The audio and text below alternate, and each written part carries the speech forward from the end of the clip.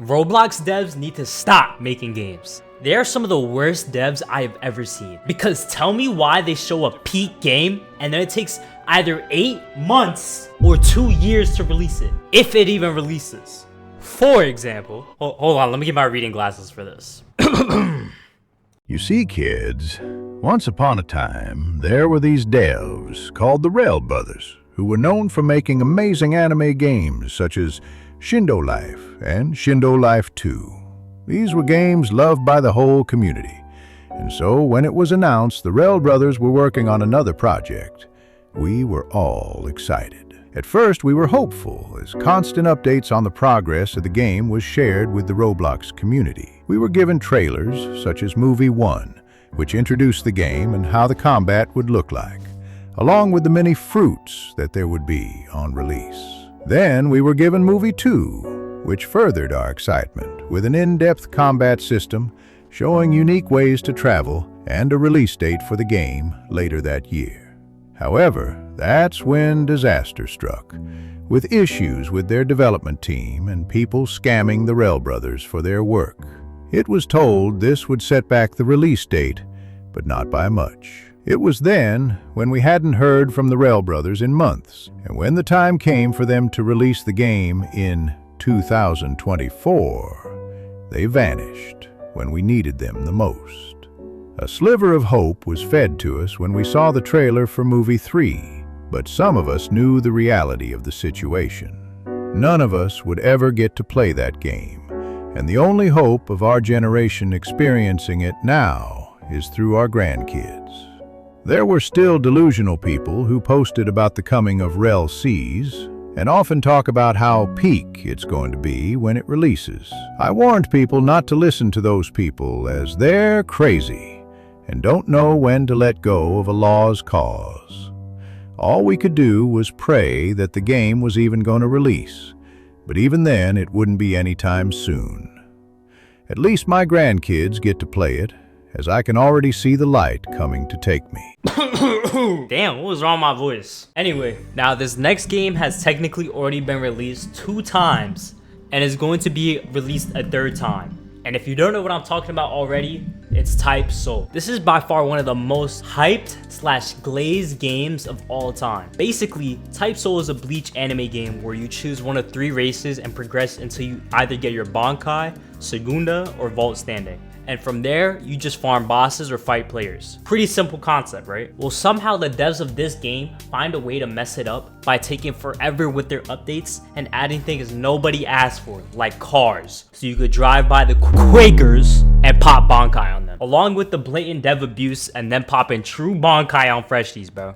Not to mention how unbalanced this game is. Not only with abilities, but also old progression. Case number 1, Soul Reapers, and how hard it was to get Bankai before, with you needing to win 200 raids, which took forever to find, since they only happened every hour in certain servers, but even then, they would either be full, or you would join but lose because the other race had more players on their side, which is just a complete waste of time. After that, you would need to kill 40 players that were max level without dying. But after all of that, you would think I would just get my Bankai for free. But nah, you're gonna have to fight it on your own.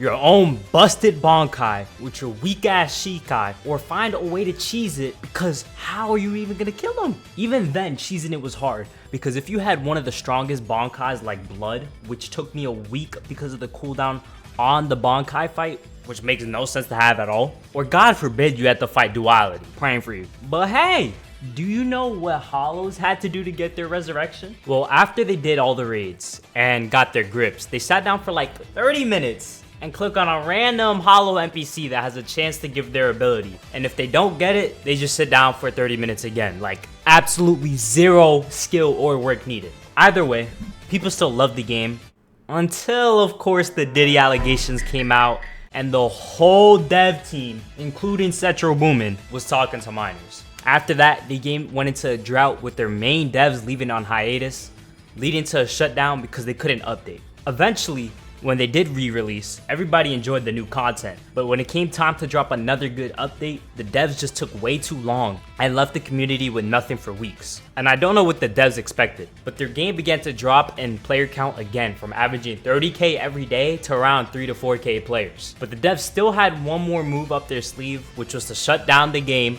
again and promise an even bigger update, the Hell update and the true Bankai.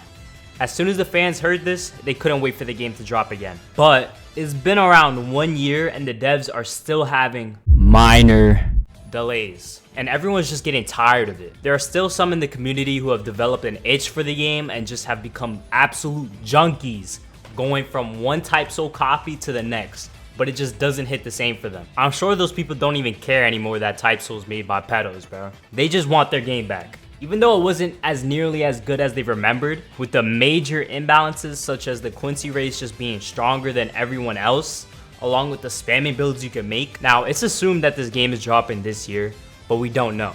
All we could do is wait for the main dev, Setro Grumman, to say something about the release date. Other than that, we have no idea when this game is dropping. Now, the next game is called Holy War X. It has been hyped up from 2023 to 2024, but it really started in 2021 when it started development. And now it's 2025 with no new updates on the release date. Now, if you don't know about Mr. Potential Man here, this game is basically Rell Seas, but with 7 deadly sins.